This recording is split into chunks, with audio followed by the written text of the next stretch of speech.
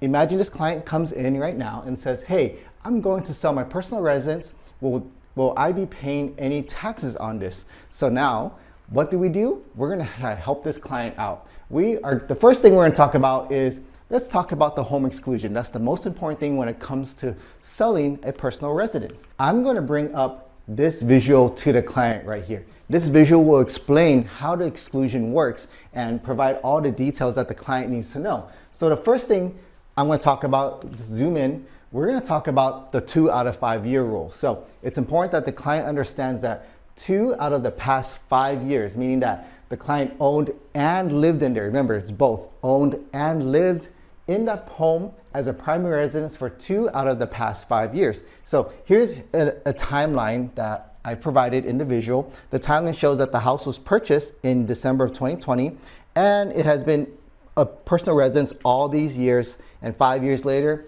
they decide to sell the home in December of 2025. So now, the way you want to calculate the 2 out of 5 years rule is that you take the past 5 years, 1, 2, 3, 4, 5, as long as they lived in there for 2 years in this time period somewhere, then they'll qualify for the 2 out of 5 year rule. In this case, for this client, they never rented it out, so they use it as a personal residence the whole time. So majority of the clients that you're gonna see is gonna be in this situation where they just bought the house as a personal residence and they lived in it all these years, and then they're just gonna sell it. So it's important that the client knows 2 out of 5 years before the date of the sale. So you take this date of the sale, go back 5 years and see if the client lived in there for at least 2 years. And this also applies to clients who maybe only own the property for 3 years. So let's just say the client bought the property on this date right here and owned it for 3 years, but because they lived in it for at least 2 years, out of these 3 years, they'll still qualify for the exclusion. And the next thing